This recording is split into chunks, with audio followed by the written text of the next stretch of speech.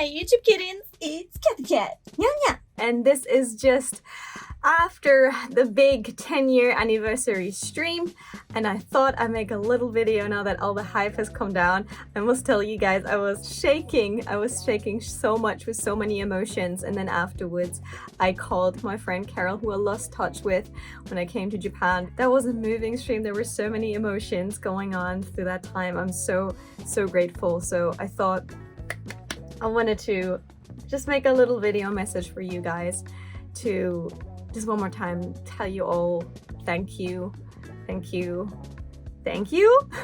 because it just made me realize how far I've come in 10 years. And I know 10 years, that's a decade. And in those times, some people have started YouTube, stopped YouTube. Famous people have stopped YouTube because they just moved on to better things. And in my case, I was always a bit different. So when I started off, you've seen the random challenges in cosplay, moving on to Lolita fashion, and then leaving the UK, going to Germany, coming to Japan. But a lot of the videos weren't focused on, okay, this is the newest trend, I need to do the newest trend. I just did what I enjoyed doing. Honestly, there were sometimes days when I kind of regretted it because I'm like, oh, I see this other person and she's done popular content, started with me, and she's very big now. So the videos that are there are stuff I wanted to do, and that's what my channel is about, right? Doing what you love, loving what you do. And it brought me to you guys, to you wonderful loyal people. And this kind of loyalty and love is so rare on the internet. So I just wanted to thank you all. And what I found really interesting is that a lot of people, when I asked what's your favorite video, a lot of people said actually videos from so long ago that kind of must have like just given you some kind of feeling, right? It was the more like the crazy creative ones, the ones that were, you know, with characters, or the ones with the different camera techniques and stuff like that. And what I find really interesting is that the majority of those that some people seem like, oh, that was my favorite, were like videos not even in Japan, which I found very interesting personally for me, because there's a lot of just JV loggers, and that's what they do, and they get crazy numbers with that kind of thing because it's just Japan, I'm in Japan, yay! And it was really good for me and made me really happy to also see it's not just the Japan content, it's also the crazy creative stuff, or, you know, things that make you laugh. That kind of stuff people remembered. And that made me so happy to see. So thank you so much for that, because it's not just a vlogger, not just a pretty face, not just a kind of thing that I found really important in my case, because it's nice to know it's not just Japan content, which made me feel happy in a way. You know, sometimes it's the thought of like, what if I have to, for whatever reason, be with my family for an extended period of time, and I won't be able to maybe give that Japan content for a couple of months or maybe a year or two. What do I do? And it made me realize that that's not what matters. It's not the popular content, it's the just being me, keeping doing what I love doing.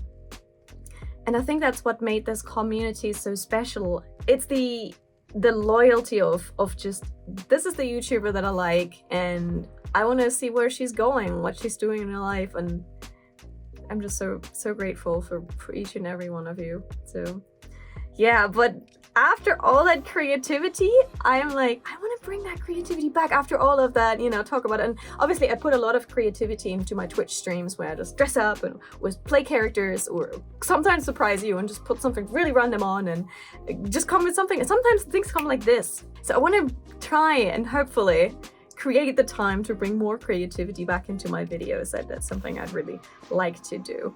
I think we have some meaningful interaction, and even if it's just influencing someone to be a little bit better than they were yesterday, or just giving them a smile.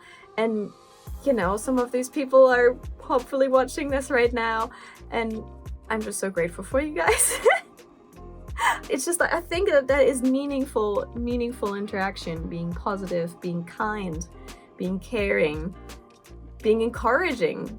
All these things, it's so important. And especially with all the craziness that is happening right now, especially in these tough times, I think it's so important to focus on your goals. And if you can't have a goal in front of you, then focus on the good, because with a pandemic and lots of tragedy and all these crazy things right now, it's so important to see the good moments. And of course, this was an absolutely amazing moment. I'm still buzzing from it, but also the little things like that's a nice cup of tea, or someone gave me a smile, or someone I haven't heard from in ages gave me a message, or it's the little wonderful things. That's why I do a journal at the end of the evening. That's one of the things I really do a lot, is like just journal before I go to bed. And sometimes I write way too much, then there's not enough space and run out of space and have to put it on papers. Or sometimes I don't have much to write, but what I usually try to is to think, what kind of day was my day? Was it a productive day? Was it a day when I was sad? Was it a day when the sun was shining? I kind of just go a little bit, what's the summary of my day? And I usually give my days little titles in my diary if I can. Sometimes I can't think of something, but sometimes it's usually a title like super productive day, or this was the most amazing stream ever, or this was our hype stream, goat stream. I usually give my days titles of something that was like a big influence on me during the day. So it also focuses on the good things, so I can highly recommend it to you guys in case you guys have thought of journaling too. Maybe journal a little bit in the evening and just write down 3 good things that happened that day. It can be anything from food to smiles to something you did and you're proud of. I've reached so many words writing something, or done finally all the chores that I wanted to do. It's all good things. It's all good things. I just wanted to say thank you one more time. I'm glad I never gave this up.